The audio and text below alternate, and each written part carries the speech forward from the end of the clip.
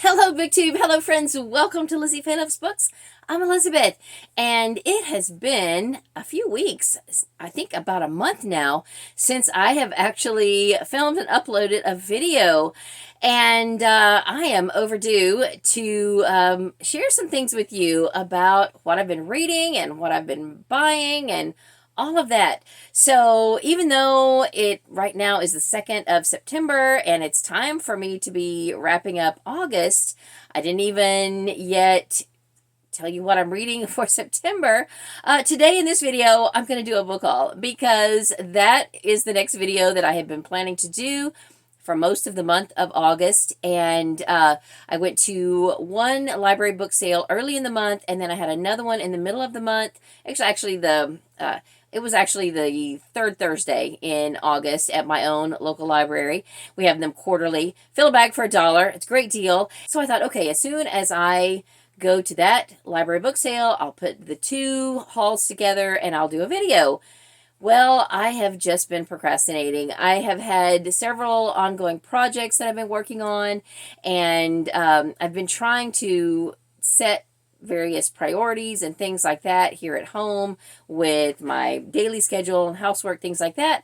Long story short, I just keep pushing the videos back, thinking, okay, tomorrow I'll try, and I just haven't made it a priority. I am going to do another video, kind of an update, not really a recap, but a part 2 of a video I did probably a year ago about how I structure my life and just reorganizing my life, and just share with you what I've been doing and the things that I have been finding out about myself, and just the prioritization of things in my life. And what I've discovered is that if I focus on one thing, then it's really hard for me to get any of the other things done.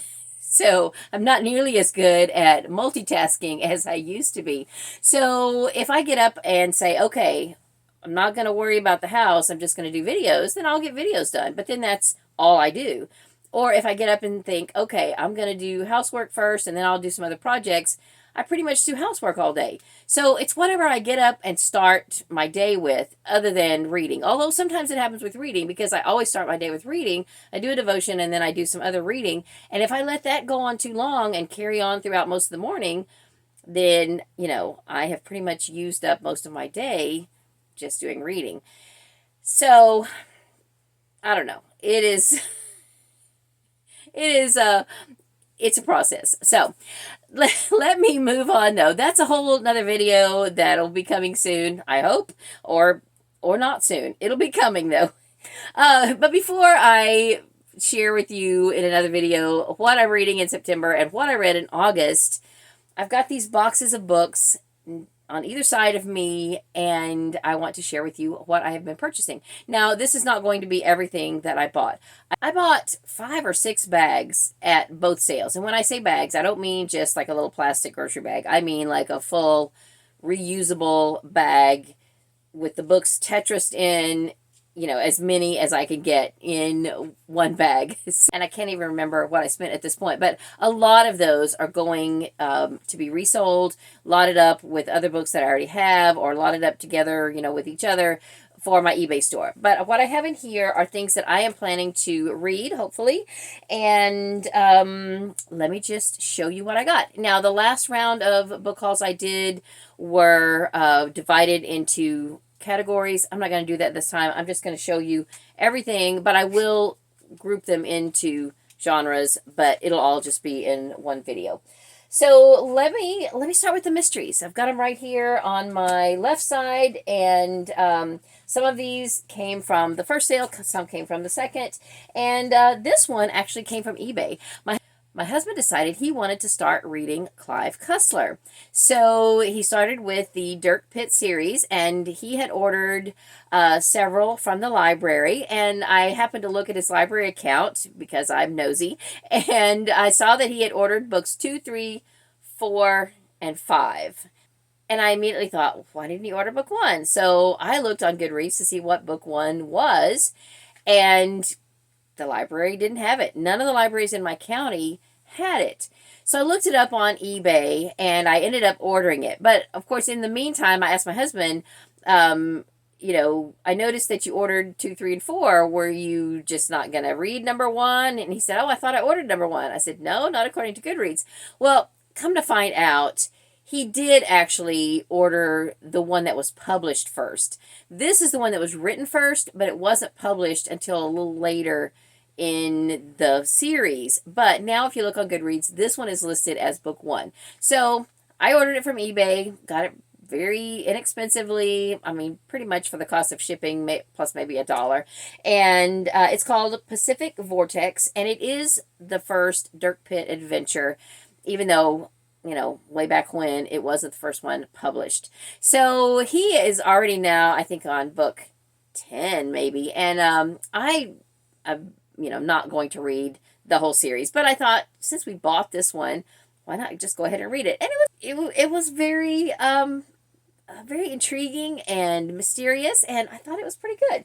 So because my husband had started reading the Clive Cussler Dirk Pitt series and had several checked out from the library, when I was at that first library sale, I started noticing that they had several Clive Cussler books, and I ended up picking up 6 or 7 of the books from the Dirk Pitt series and got them for him. So I'm not going to show you all of them, but these are some of the ones that I got. They are pretty thick, and there's a few more in there. When I went to the second library sale at my own library, I found a hardcover of one of the books that I had already found in paperback, but of course I didn't have a list, so I wasn't sure. I just, you know, saw that it was a Dirk Pitt book and got it. And then I also got the first book in the Oregon Files series because I thought, well, once he gets done with Dirk Pitt, he might want to try another series. And so I picked it up as well. But they're somewhere else, and I'm not going to show you all of those.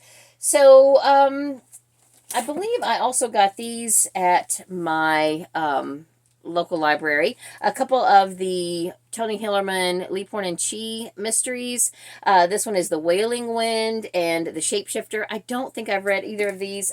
I can't remember now what number I'm on. It's been a while since I have read one of those. I think I've read at least 6 of them, and I'm pretty sure I haven't read those. So I picked those up.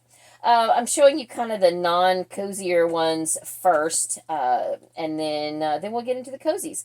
So this one I would classify as pretty cozy, but you might not. I think Storm from Storm Reads called this series cozy adjacent. But I was super excited to find this one, and I wondered why that the library would have weeded out such a new book, because this is really a pretty new series. This is book 2 of the Thursday Murder Club Mysteries, The Man Who Died Twice by Richard Osman. I read the first one for book club just a month or 2 ago, and I loved it. So the reason I discovered when I got home is that it's a little bit damaged, but my their loss is my gain, I guess I should say, because this is certainly still very readable, and I can probably semi-repair it, and I'm happy to get it. And I think the third book, if it's not already out, is coming out pretty soon, but I loved the first book. I thought it was great. I'm not going to worry about telling you which library I got at which, because it's not going to matter to you anyway. But I found 3 of the Secrets from Grandma's Attic mysteries published by Guideposts. I'm not sure what number these are. This one is Refined by Fire by Beth Adams. And I've got 1 and 2 of this series, and I had said I wasn't going to collect any more Guidepost series, but this one just looked really good, and of all the ones I've seen recently, these look like some of the most interesting ones of the newer series. Something Shady by Shirley Ray Redmond, and then Dual Threat by Gabrielle Mayer. And I haven't even looked to see what numbers those are. Maybe I will have already shown you in editing what numbers those are. I was super excited to find this because I have been collecting the Savannah Reed Mysteries in hardcover by G.A. McKevitt. So as they get weeded out from libraries, I can usually grab them if I see them in time. Murder a la Mode. Again, I'll have to put the number here. Didn't have this one, and I'm excited to get it. I haven't started reading them. I've read the Granny Reed Mysteries, but I have not read Savannah Reed. I'm still trying to find the first 2 or 3 in hardcover. I have maybe the first one in paperback, which, you know, I can still go ahead and read it. But if I get a start of a series in either paperback or hardcover, I like to try to finish collecting that series in the same type of book. For one thing, it's a lot easier to store them on my shelves if I can just store them together. And I don't know, I just like the uniformity of try to keep them all the same. This one I picked up, and only because I recognize the author. I have not yet read this author, but I've collected the whole series of, I think it's Miss Dimple. The author is Mignon F. Ballard, and this is a different series. I think it's the Augusta Goodnight Mysteries, and this is The Angel and the Jabberwocky Murders. Don't know really anything about it, but I picked that up just because I recognize the author. And then the rest of these are mysteries in paperback. So I have Final Catch-All, A Magical Cats Mystery by Sophie Kelly. I keep trying to remember if I've read any of these or if I own any of these. I don't know if I do or not. I'm always picking up cat stuff. This one looks kind of fun. It's a figure skating mystery by Alina Adams. It's called Skate Crime. So, yeah, that looked neat. And I've been reading the Cat series by Leanne Sweeney, and I didn't have any of this series, which is the Yellow Rose Mysteries. This is Pushing Up Blue Bonnets. Pushing Up Blue Bonnets. And then I don't think I have this one. I know I'm missing one of these Emergency Dessert Squad Mysteries by Laura Bradford, so I grabbed this. I still need to check my shelves and see if I have this one already or not. The Silence of the Flans or Flans. And then 2 of the, is it the Mary Muffin Mysteries, Muffin to Fear, and Much Ado About Muffin. These are by Victoria Hamilton. I've been reading her Vintage Kitchen Mysteries, but I have not read any of the Muffin Mysteries. And I may already have this one, but I went ahead and grabbed it. Mother's Day Muffins and Murder by Sarah Rosette. Another one, Bites the Crust by Ellie Alexander. And I have some of this series, but I know I don't have this one, or I didn't have this one. Death by Cafe Mocha by Alex Erickson. It's the from the Bookstore Cafe Mystery Series. So that, I think, is all of the cozy mysteries, or mysteries in general, that I have picked up at either of the 2 book sales. So let me pause it. I'm going to set this box down and then get the next box. Okay, the next batch is romance, women's fiction, Christian fiction, things like that. I will start with the Christian fiction. I picked up several from Shelley Shepherd Gray. In fact, this one came from our local little free library. I saw it in there, and I almost picked it up the first time, and I kept seeing it. I didn't. I thought, well, I'll let somebody else have an opportunity, and it just sat there for several weeks, so I went ahead and grabbed it. It's called His Guilt, and it's from the Amish of Hart County series. And then at one of the sales, I picked up what I think is a whole series. This is The Secrets of Crittenden County. Book 1 is Missing. Book 2 is The Search, which makes sense after it's missing, and then Found. So the natural progress of things. And then after all of that, peace. So that is one whole series. And then I also picked up the Seasons of Sugar Creek. I don't remember for sure, but I want to say this is book 2, but it is by Shelley Shepherd Gray. So I've got I guess 3 different series represented here. I already have read one whole series by her. It's a series set in Pinecraft. I can't even think of the name of the series now. I'll have to put it here. And then I own another series by her that I haven't started. So I am, I guess I'm collecting Shelley Shepherd Gray now. Then I have a couple of books by Jane Peart. My mom used to read her. I think she got several of her books from the Crossings Book Club way back in the day. This is Courageous Bride and Daring Bride. I'm going to guess these are from the same series. I have a few others by her, but I haven't really sat down to look at what I have and what I have from each series and things like that. I've kind of been collecting her and June Masters Bacher, which was another series or another author that my mom read way back in the day from the Crossings Book Club. And when I see them, in a fill-a-bag situation, I go ahead and pick them up. And, one of these days I'll kind of get them all together and figure out, what I'm still missing so that I can actually read some of those series. I have a couple of books by Melody Carlson, and I don't know if these are part of a series or not. This one I'm not sure about. This one is called Homeward, and I don't know anything about it. This one probably might be part of a series. It says portraits, so I'm going to guess that that's a series. It's called Awakening Heart. I'm going to assume that both of these are Christian fiction.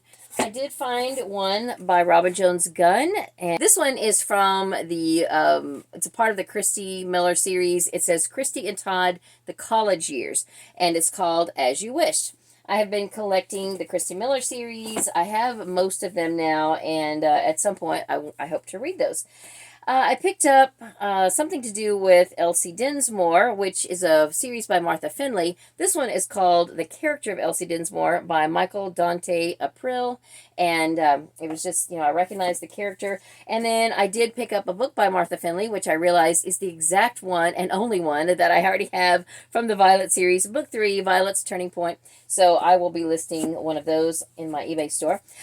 This is a book I actually picked up at the bookstore where I work because I recognize the author. I've got another book by her that I haven't read, but both of them have beautiful covers. This is called The Wedding Thief. It's by Mary Simses or Simses. Not sure exactly how you say that, but that looks good. And then also I picked this up at the bookstore where I work because I already have another one in this series, The Sweet Gum Knit Lit Society by Beth Patillo or Patillo.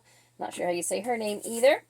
And then I picked up another Laura Bradford book that's not a cozy mystery. This is Piece by Piece, and looks like it's Amish themed. It's got a quilt on the front, so I definitely wanted to get that. I also got this one at the bookstore where I work. And then speaking of quilts, I found this one somewhere. It's called Buried in Quilts. It is by Sarah Hoskinson Frommer. It says she's the author of Murder in C Major. So this is a mystery. It is a Joan Spencer mystery. So yeah, that might be something that my sister would be interested in reading when I get done. Let's see here. Then I have a few category romances.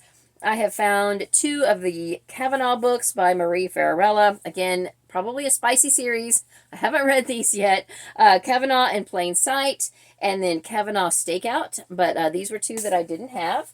One of these days I'll read one, maybe. And, oh, here's another cozy mystery that actually a couple, I didn't have these in the right box. Handbook for Homicide is one of the Booktown mysteries. And then In Want of a Knife, a Little Library Mystery by Elizabeth Kane Buzelli. I think both of these were books I picked up at the bookstore where I work. Then I also, back to romances now, I have Tending Roses by Lisa Wingate, and one of the Twilight Texas books by Lori Wilde, which is a series I'm reading and would like to maybe finish or come close to finishing this year. So I'm listening to them on audio, but when I see the books at a good deal and, ones that I don't have, then I pick them up. I also picked up a Betty Neal's book, and this one is Off with the Old Love. One of these days I'm going to read one of these. I have sold several lots of Betty Neal's books, and I don't know if I'll read this particular one or if I'll put it with the ones that I'm selling, but it ended up in this box, so I am showing it to you.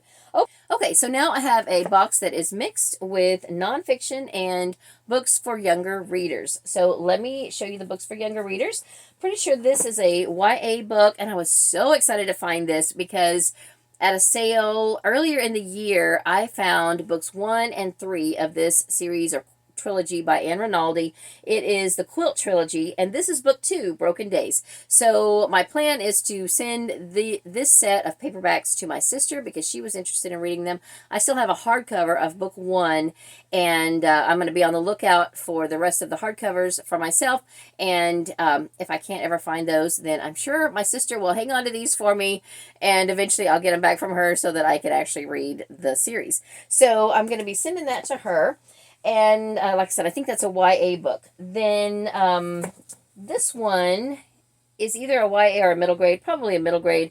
I don't know. This just looked intriguing, and I picked it up. It's called Escape from Baxter's Barn by Rebecca Bond. I don't know anything about it, but it just looked cute with all the animals on the cover.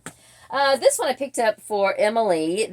This is Shaun the Sheep, Tales from Mossy Bottom Farm on the Ball. So I guess Tales from Mossy Bottom Farm is the series, and On the Ball is the name of this book. It is just a cute little early elementary chapter book that I thought I might read with Emily. We both enjoy watching Shaun the Sheep, and I just thought this would be fun. So I showed it to her at the store, and I asked her if she wanted to get it, and she said yes. I found at the store where I work 4 Happy Hollister books.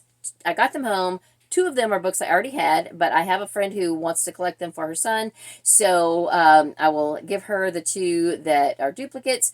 And this one I was very excited about because I had one book on my shelf that was puppy chewed from back a long time ago when I had gotten a dog and it chewed up one of my Happy Hollister books. It was still readable, but I said, okay, if I ever get a chance to find another copy of that book, then I will get it. And it's The Happy Hollisters and the Scarecrow Mystery. This is a series by Jerry West. The Happy Hollisters were the first chapter book series that I ever remember reading from. I was in the 3rd grade. My teacher had a bunch of these, so I've been collecting them in adulthood, and I was excited that not only did I get a better copy, but I got a copy with a dust jacket. So yeah, I'm excited about that. And then I've already put the other one on my shelf, but I just got this one out to show you. I tend to collect and read Gary Paulson books, and really I have kind of started not saving them after I read them, other than the Brian books, which I love, the Hatchet books. But this one looks like a nonfiction, and one of my favorite books by Gary Paulson that I've read is a nonfiction book that he wrote about sailing. And so I picked this one up. I don't know if I'm going to like this one or not, but anyway, this one is called Guts, and it's not very long, so I just thought I would grab it. Then I guess that's all the kids' books that I got. So let's move on to nonfiction. I picked this up somewhere after I had just done that video about memoir and biographies and everything. I found this and I thought, oh, I need to pick this up. Barbara Eden, Genie Out of the Bottle, and her co-writer is Wendy Lee. And of course, you know, I Dream of Jeannie was iconic, an iconic TV show that I watched as a child. So very much wanted to get that.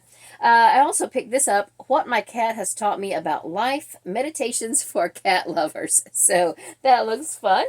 And then I got this, I'll probably give this to my husband as part of his birthday gifts because his birthday is September and we didn't have this one. Everyday Millionaires by Chris Hogan. Chris Hogan is one of the Dave Ramsey team, and so went ahead and got this. I might want to read that myself.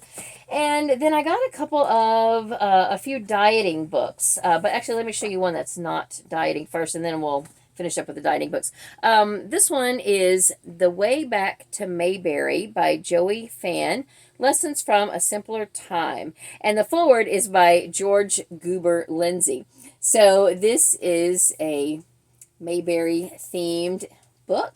So that looks neat. It's got some photos from the show, things like that. So I enjoy books about shows like that I enjoyed watching as a younger person.